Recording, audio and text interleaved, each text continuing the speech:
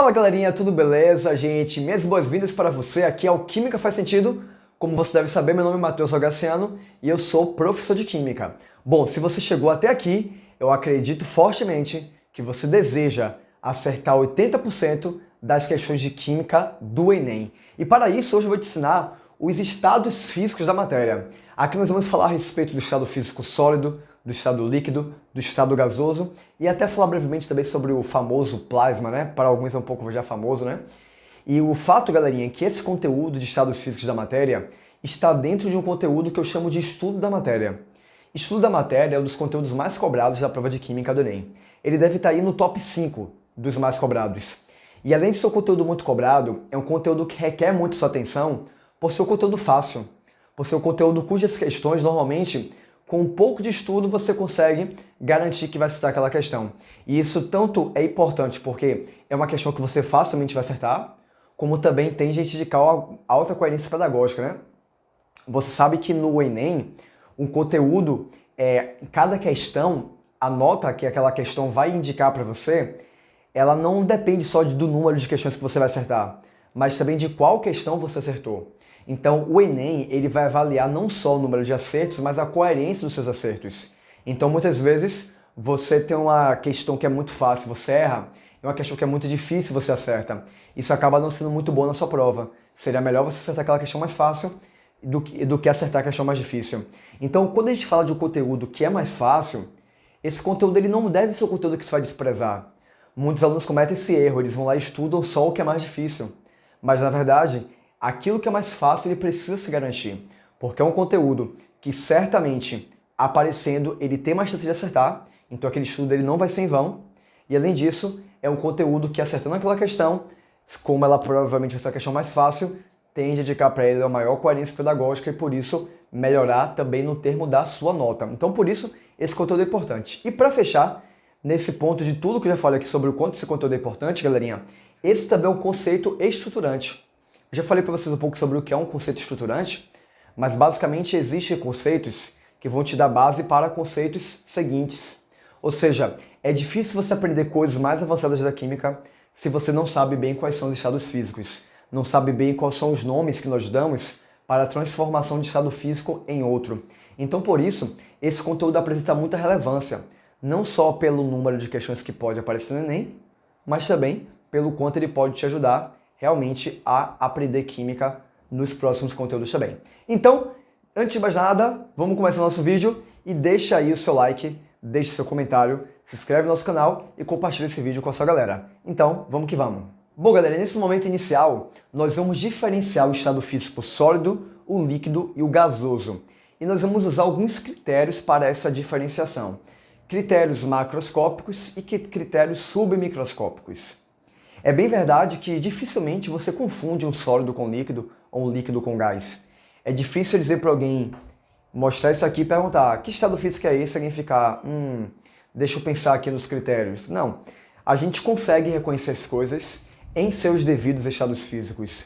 Mas apesar disso, quando nós falamos sobre questões do Enem de Química sobre estados físicos, já requer que você saiba um pouco mais do que isso, do que saber apenas olhar e identificar o estado físico. Já requer que você saiba fazer aquela análise, né? E dizer os critérios que te fez concluir que é um estado físico ou outro. Isso também vai ser importante para você entender quais condições são necessárias para, por exemplo, mudar o estado físico de uma substância. Então, por isso é que a gente vai adotar critérios um pouco mais rígidos, um pouco mais específicos para diferenciarmos os estados físicos, tá bom? Bom, galerinha, primeiramente, eu vou trazer aqui a diferenciação desses três estados, indo para aspectos macroscópicos. Bom, o sólido ele tem uma forma definida. Cada sólido tem sua própria forma. Não é que você não possa moldar, mas esse molde, essa mudança de forma de um sólido, vai requerer que você faça algum tipo de... vai desprender algum esforço para que isso aconteça. Como, né, algumas coisas que se esticam, algumas coisas que podem ser amassadas. Mas não é tão difícil assim para um líquido, por exemplo, ou para o gás. O líquido e o gás não têm uma forma fixa. A forma de um líquido e de um gás ela é variável. Ou seja, se você pegar, pense que aqui eu tenho uma garrafa de água, né? Eu realmente tenho, não pense, não precisa nem pensar, de fato tem uma garrafa de água aqui. A água, ela está assumindo a forma da garrafa.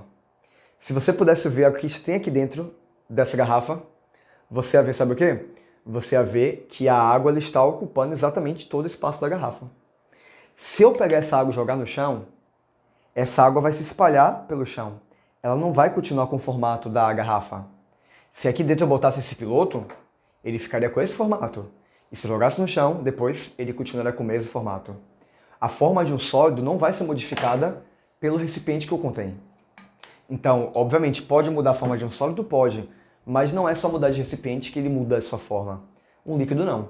Se você transferir dessa garrafa para uma garrafa mais com a base mais esférica, você vai perceber que ela vai assumir aquele mesmo formato. Então, galerinha, onde eu quero chegar com isso tudo? Que a forma ela vai mudar, ela vai ser variável para substâncias no estado líquido e no estado gasoso, ok? Vai depender do recipiente que contém essa substância.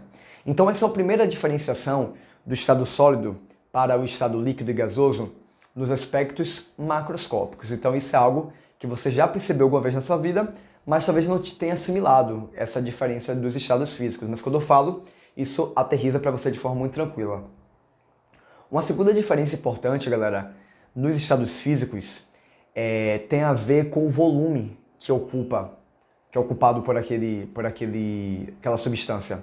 Uma substância no estado físico sólido ou no estado físico líquido, ela basicamente tem um volume fixo. Você não consegue simplesmente pegar um líquido e mudar o volume que ele vai ocupar, a não ser que você mude a quantidade do líquido, né? Se eu tiver 1 litro de água, eu tenho 1 litro de água. Não dá para simplesmente, deixa eu transformar 1 litro em 2 litros de água. Só se eu colocar mais água, mudar a quantidade da água. É verdade que se você aquecer muito o líquido e um sólido, ele pode se dilatar, mas essa dilatação ela é bem sensível, não tende a ter uma mudança drástica do volume. Ela vai mudar, mas vai mudar de forma mais ou menos sensível. Agora um gás, essa mudança é muito perceptível. Se eu pensar no gás, gente, o volume é completamente variável. O volume ele vai depender do recipiente que contém aquele gás. Se aqui dentro tiver um gás, gente, independente do quanto de gás eu colocar, aquele gás ocupa literalmente todo esse volume. O gás ele ocupa todo o volume do recipiente que eu contém. Então aqui ele vai ocupar, sei lá, 750 ml. Mas se eu abrir essa garrafinha, o gás ele vai escapar.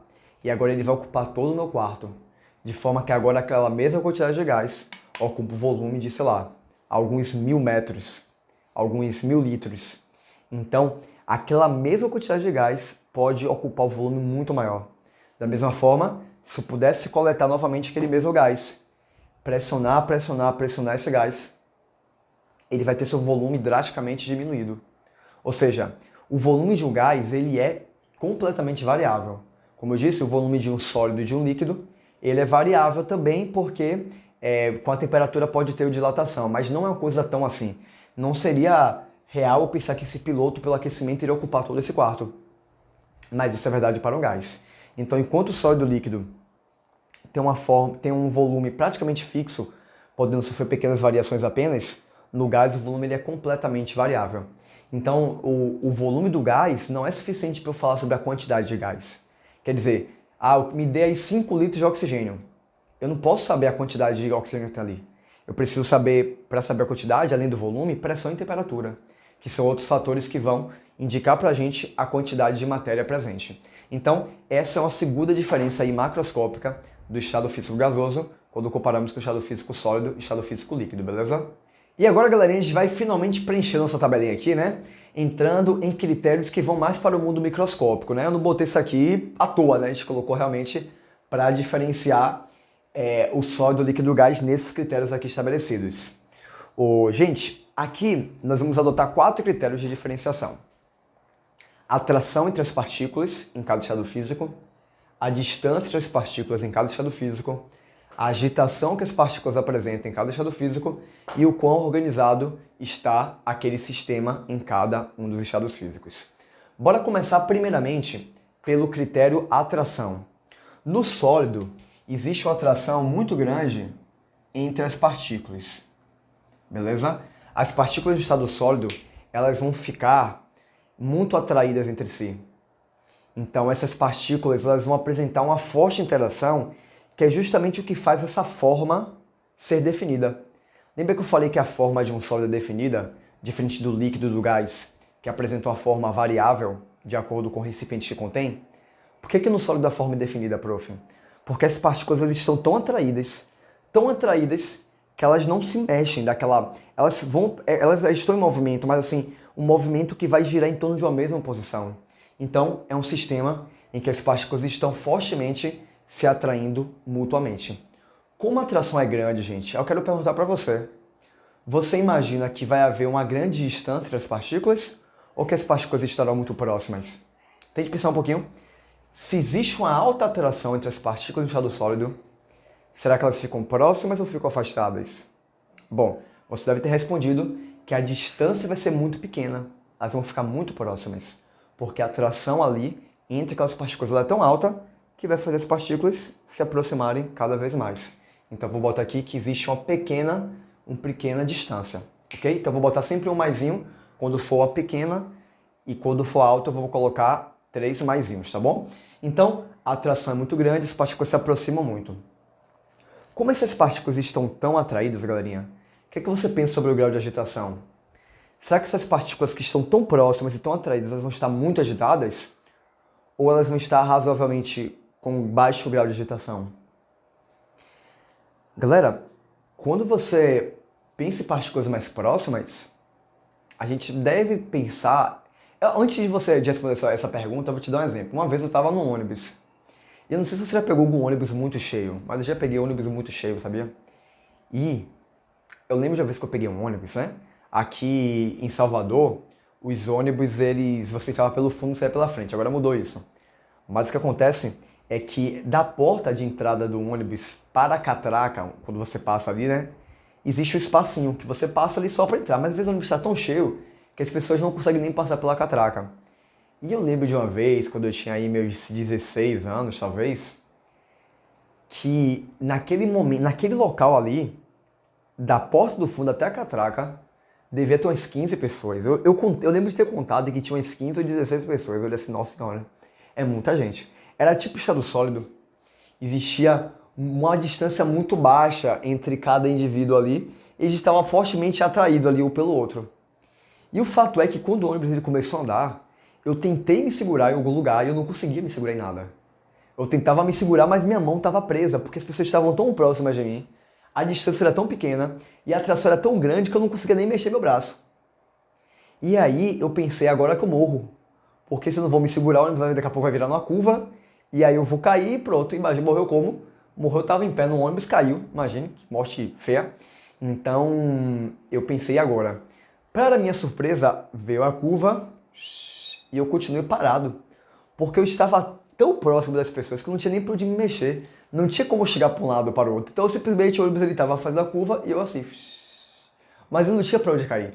Então, o fato é que quando você tem uma atração muito grande e uma distância muito pequena, a agitação ela fica pequena também. A agitação ela fica pequena também. Você não tem, vai se mexer para onde? Não tem quase espaço nenhum, como é que você vai se mexer lá? Não dá para você se mexer. Você basicamente fica ali, né? Então, é basicamente o que acontece, né? Então, quando você tem uma agitação, a atração é alta, a distância é pequena e a agitação também é pequena. No estado sólido, galerinha, como essas partículas estão ali tão próximas, tão organizadas, tão fortemente atraídas e com um grau de agitação tão baixo, esse é um sistema organizado. É um sistema em que as partículas estão ali girando em torno de uma mesma posição. É algo bem organizado. Então, vamos colocar aqui uma alta organização no estado físico sólido. Firmeza? Galera, quando eu vou para o estado gasoso, só vou pular o líquido aqui, porque ele acaba tendo algo mais intermediário sempre. No gasoso, as partículas, elas praticamente não se atraem. Na realidade, a atração entre as partículas no estado gasoso é bem pequena. Mas na química, para o nível médio, existe algo que nós chamamos de gases ideais. Um gás ideal é aquele gás que a gente considera completamente qualquer interação. A gente finge que a atração nem existe. E o fato é que a atração ela é pequena, mas ela existe, sabe? Principalmente quando as partículas se encontram, umas com as outras se colidem, elas interagem, mas a gente finge que nem existe atração. Mas de toda forma, né, o fato é que a atração é sempre muito pequena no estado físico gasoso. E galera, você pode pensar, né? Já que a atração é muito pequena, né? Já que ele se atrai muito pouco no estado físico gasoso, essas partículas vão ficar juntinhas ou separadas?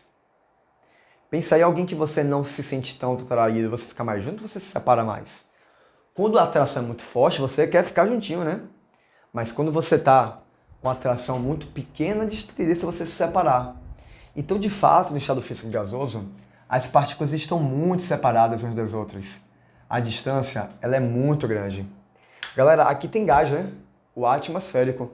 Mas o espaço entre as partículas é tão grande que eu posso andar de um lado para o outro sem que exista nenhum tipo de resistência. Eu basicamente consigo passar por aqui, eu estou me mexendo, ó. Eu não percebo aqui uma resistência dizendo assim, não pode passar não, que aqui tem ar. É claro que, né, não é nulo essa resistência, né? Existe o vento e tudo mais, mas não é uma coisa muito intensa, não. Então a distância vai ser muito grande no estado físico gasoso. E como as partículas quase não interagem, estão bem distantes, elas têm um grau de liberdade muito grande e com isso apresentarão um alto grau de agitação. As partículas vão ficar muito agitadas no estado físico gasoso porque elas não estão presas a nada. Elas ali têm liberdade para se mexer, beleza? Então aqui a agitação é pequena, aqui a agitação é muito grande. Agora o estado físico gasoso em compensação, como as partículas estão assim, ó, movimentos aleatórios, com essa liberdade de movimentação, a organização praticamente vai ser nula. Então a gente vai dizer que a organização é muito baixa. É um sistema caótico, gente. É um sistema caótico. E aí que entra o estado físico líquido. No estado líquido é mais ou menos intermediário. Não se atrai tanto quanto no sólido, nem tão pouco quanto no gasoso. A distância não é tão pequena quanto no sólido, nem tão alta como no gasoso. E o líquido não é tão, como é que se diz? Não agita tão pouco quanto no, não é tão parado quanto no sólido, nem tão agitado como no gasoso. Então, percebeu que é uma coisa meio intermediária, né? Então, o estado físico líquido, gente, é tipo o irmão do meio, tá me entendendo? O caçula, né? Ele normalmente é mais carinhoso, ele recebe mais atenção, é o caçula. O mais velho, ele tem aquele ar de autoridade, né? Se bem que hoje em dia os irmãos caçula estão botando pra lascar, viu? Hoje em dia, irmão caçula, velho, rapaz, irmão caçula bota pra lenhar. Aí vê se o irmão mais velho lá comendo na mão do irmão caçula, né? Mas enfim. Mas irmão do meio é irmão do meio, tem nem nome, né? Tem nome, caçula, primogênito, agora é irmão do meio. Só irmão do meio, né? Nada contra o irmão do meio, tá? Se você for irmão do meio aí, nada contra, faz parte da vida, a vida é assim, tá? Brincadeiras à parte, tá, gente? Mas o estado físico líquido, ele vai ter propriedades aqui intermediárias. E eu prometi que eu quero falar com vocês rapidamente sobre o estado físico, sobre o plasma, né? Que alguns consideram como estado físico, né? Há quem diga que não é estado físico, mas normalmente se diz que é um quarto estado físico da matéria. O plasma, galerinha, basicamente é um gás ionizado. Como assim gás ionizado? Vamos lá. Partículas juntinhas no sólido, partículas mais separadas no líquido, partículas muito separadas no gasoso. No plasma, essas partículas estarão separadas, só que a condição do sistema vai ser de temperatura tão alta que não só as partículas vão se separar, mas os próprios elétrons dessas partículas serão arrancados. Então é como se você chegasse no ponto de não só separar as partículas, mas quase que decompor as partículas, arrancando seus elétrons. De forma que no plasma você vai ter uma nuvem ali das partículas ionizadas com elétrons também aos redores. Então isso aí é o plasma. Então algumas situações dizem que você produz o plasma, como alguns vão dizer que em um raio, que ali você vai ter o plasma, que é aquele gás ali atmosférico, onde passa a corrente elétrica do raio, que você tem a ionização dos gases e produz o plasma. Alguns dizem que a aurora boreal é um plasma. Então existem situações desse tipo, tá? Algumas mais do cotidiano, outras nem tanto, mas seria aqui um quarto estado físico. E tem outros vídeos aí também que falam sobre a existência de até um quinto estado físico e tudo mais, mas isso aí já é um outro papo, beleza? Então, essas são as diferenças que nós temos do estado físico sólido para o líquido, para o gasoso, tá certo? Nesse momento, nós vamos falar a respeito das mudanças de estado físico. É verdade que uma mesma substância, ela pode se apresentar em mais de estado físico. Inclusive, por mais estranho que pareça, é possível pensar em substâncias como o gás nitrogênio no estado físico líquido, por exemplo. Existe isso, tá? Nitrogênio líquido, a gente consegue modificar a temperatura e a pressão de um sistema e fazer com que a substância lá apresente qualquer um dos estados físicos da matéria, beleza? Por mais estranho que isso pareça, existe nitrogênio líquido, existe oxigênio líquido, assim como eu posso pegar alguns metais e passar até para o estado físico líquido, estado físico gasoso. Isso é possível se na temperatura adequada, beleza? Galera, o fato é que para cada mudança de estado, a passagem do sólido para o líquido, do líquido para o sólido, do sólido direto para o gasoso, do gasoso para o sólido, assim por diante, cada uma dessas mudanças ela é marcada por uma mudança na temperatura ou na pressão. Nós vamos comentar aqui inicialmente somente da mudança da temperatura, tá bom? Porque é isso que normalmente aparece. De forma geral, galera, é o que a gente vai pensar. Já que no estado gasoso as partículas estão mais agitadas, já que no estado gasoso as partículas estão mais separadas umas das outras, eu vou pensar o quê? Maior agitação tem relação com a temperatura maior ou com a temperatura menor? Em qual situação essas partículas estarão mais agitadas e, portanto, mais separadas? No estado gasoso, elas estão mais separadas, mais agitadas, né? Então, isso acontece quando a temperatura está alta ou está baixa? Galera, em temperatura baixa, as partículas tendem a se movimentar menos. Tende para o estado sólido. Temperaturas muito altas, já temos a tendência de atingirmos o estado gasoso. Lembre-se que temperatura nada mais é do que uma medida da energia cinética média das partículas. Energia cinética é justamente a energia relacionada ao movimento das partículas. Então, por isso, se a temperatura é mais baixa, tende a ter menor movimentação e, portanto, mais facilmente teremos o estado sólido. Ou seja, nessas transformações, a temperatura estará crescendo aqui para a direita, beleza?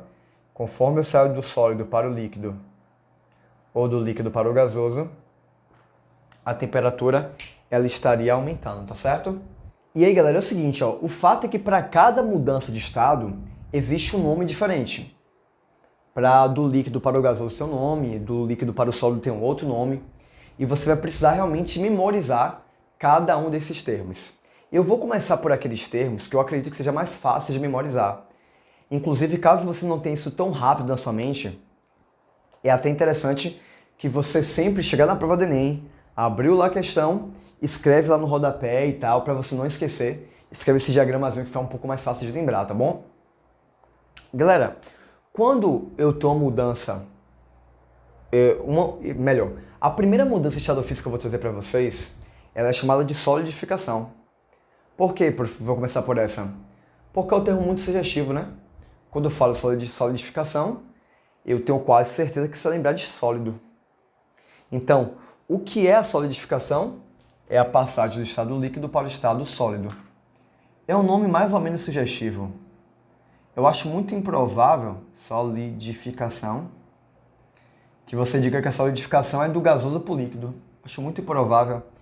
Então, a solidificação é um processo que o termo ele é muito sugestivo e por isso é interessante você começar pensando nesse processo. Temos outro também que o nome é bem sugestivo, que é a vaporização. Vaporização te lembra de quê? Te lembra de vapor, que faz parte do estado físico gasoso. E vaporização de fato é isso, passagem do estado líquido para o estado gasoso, beleza? Vaporização. É a passagem do estado líquido para o estado gasoso, tá bom? Galera, os demais processos, o nome ele também não é tão sugestivo assim não. A gente vai precisar realmente de um trabalhozinho, um esforço para lembrar disso. A passagem do estado gasoso para o estado líquido é chamada de condensação. Mas também pode ser chamada de liquefação. Prof, então são dois nomes para a mesma coisa? Não exatamente. Condensação utilizamos quando você transforma do vapor para o líquido. E liquefação quando é o gás para o líquido. E prof, tem diferença de vapor para gás? Tem. O vapor ele pode ir para a fase líquida, seja por um aumento da pressão ou seja por uma diminuição da temperatura. Então, se você aumentar a pressão muito fortemente, o vapor, caso as moléculas vão se juntando, e pode voltar para o estado líquido. Ou se você diminuir a temperatura, também acontece a mesma coisa. Agora, na liquefação, que é quando tem um gás, você só consegue voltar para o estado líquido se você diminuir a temperatura. A pressão sozinha não vai ser suficiente para mudar o estado físico. Então, basicamente, do estado gasoso para o estado líquido, pode ser condensação ou liquefação. O que vai fazer a diferença? Se se trata de um vapor ou se se trata de um gás, tá certo? Mas isso aqui é pouco importante, não é uma coisa que apareceria numa prova, por exemplo, entendeu? Nós também temos a passagem do estado sólido para o estado líquido. Isso é algo que no nosso cotidiano nós vamos chamar de derreter, né? Então, sólido virando líquido se chama de derreter. No contexto da química, nós chamamos a passagem do estado sólido para o estado líquido de fusão, tá certo? Então, o termo ele não é tão sugestivo assim. Fusão lembra, tipo, fusão nuclear, até que a gente lembra mais facilmente, né? Mas essa fusão aqui normalmente não é uma coisa tão sugestiva. Mas, de fato, fusão, nós estamos falando da passagem do sólido para o líquido. E também pode acontecer do sólido ele passar diretamente da fase sólida para a fase gasosa. Então pode haver essa mudança direta, um sólido indo diretamente para o estado físico gasoso. Isso é o que nós chamamos de sublimação. Sublimação. E quando acontece o contrário do gás ir direto para o estado sólido, chamamos de sublimação inversa, tá bom? Sublimação inversa. É isso. Então, galerinha, esse é o nome de cada uma das mudanças de estado físico. Preciso memorizar essas mudanças, prof? Precisa, porque alguns nomes eles são sugestivos, né? Fusão te lembra de juntar duas coisas, mas na verdade quer dizer que um sólido está virando líquido.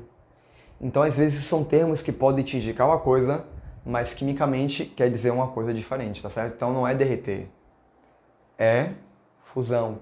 Então, você precisa realmente se familiarizar com esses termos aqui, entendeu? E aí, galerinha, como esse ponto aqui da passagem direta do estado sólido para o estado gasoso é uma coisa que pode causar, tipo, pô, professor, como é que um sólido vira gás direto? Eu quero dar alguns exemplos aqui interessantes. Vou dar 3 exemplos de sublimação. E é interessante que você conheça substâncias que naturalmente passam por esse processo. A primeira substância é o chamado gelo seco. O gelo seco é nada mais do que o dióxido de carbono, o CO2, na forma sólida. Quer dizer, você pega aquele gás carbônico e você passa ele para o estado físico sólido. É uma sublimação inversa. E aí você vai ter aquele chamado gelo seco. Se você deixar o gelo seco em condições ambientais, ele vai passar direto para a fase gasosa, é uma sublimação. Por isso, inclusive, que vem o nome gelo seco, porque ele parece muito com gelo normal, só que ele vai fumaçar um pouquinho, parece que está fumaçando, na verdade, visualmente, mas é a água condensando e tal, enfim. Então o gelo seco ele está ali, parece com gelo normal, mas ele não forma líquido. O gelo, quando você pega, ele é meio escorregadio, porque ele forma líquido quando sai do sólido. Mas no gelo seco ele passa direto para fase gasosa, se transformando em gás carbônico, dióxido de carbono gasoso. Então é um exemplo de sublimação aqui, beleza? Tem um segundo exemplo, galerinha, que é a naftalina. Você certamente entrou no banheiro ou de repente abriu algum guarda-roupa em que alguém guardava naftalina. A naftalina também é uma substância que sublima. Por isso que você vê ela, é um sólido, mas você sente o cheiro dela muito presente. Porque sentir o cheiro tem a ver com formação de gás. Então, se ela está ali sólida na sua frente e você sentir o cheiro dela, ou seja, forma um gás, então houve ali uma sublimação. Tá certo? Então, naftalina também pode sublimar. E por fim, o iodo. O iodo, quando aquecido, pode mudar diretamente do estado sólido para o estado gasoso. Então, são 3 substâncias aí que são substâncias interessantes que passam pelo processo de sublimação. E sobre a vaporização, também quero fazer um complemento. Existem basicamente 3 tipos de vaporização. Existem 3 formas diferentes do líquido virar gás, do líquido passar para o estado gasoso. E todas elas são tipos de vaporização, tá? Então tem 3 tipos de vaporização basicamente. A evaporação, a ebulição e a calefação. Evaporação, ebulição e calefação. São 3 tipos de vaporização. A evaporação, gente, é um processo lento. É aquele caso de que você tem uma água aqui e você lava uma roupa e agora você deixa a roupa para secar no varal e aí no outro dia a roupa está seca. Por quê? Porque a água que estava ali presente evaporou, saiu da fase líquida e foi para a fase gasosa. Beleza? Então ali você teve um processo de evaporação, que é um dos tipos de vaporização. Na ebulição, o processo mais rápido é o que chamamos no dia a dia de ferver, que é quando você tem aquela formação do estado gasoso de forma mais acelerada e com formação de bolhas. Então, o que você percebe ali? Vai ter bolhas sendo formadas de forma muito abrupta e ali se atingiu a ebulição, que como eu disse é o que chamamos no dia a dia de ferver, tá certo? E por fim temos a calefação. Calefação é o terceiro e último tipo de vaporização. E acontece quando você bota uma substância numa temperatura muito maior que a temperatura dele de ebulição. Quer dizer, a substância, lá de forma muito brusca, ela sai do estado líquido e vai para o estado gasoso. Então, aquilo é calefação. Então, quando você pega uma panela bem quente e você vai lavar essa panela, quando a água cai na panela, faz logo barulho. Psh, aquilo ali é a ocorrência de calefação. A substância em estado líquido líquido passando para o estado gasoso de forma muito rápida, beleza? Então, vaporização geral, e pode ser evaporação de qual tipo? Vaporização, ebulição e calefação, beleza? Bom, galerinha, estamos chegando aqui no final de nossa aula de hoje sobre estados físicos. Espero que o conteúdo de hoje tenha te ajudado, que você tenha aprendido. Caso tenha alguma dúvida, pode deixar aí também. E espero que através dessa aula de hoje, do que você aprendeu aqui, isso possa te ajudar fortemente a acertar 80% das questões de química do Enem. Aproveita para lembrar, não esquece de se inscrever no canal, deixar seu like, seu comentário e compartilhar o vídeo com sua galera. Tá bom? Até a nossa próxima aula. Um grande abraço para cada um de vocês. Até mais!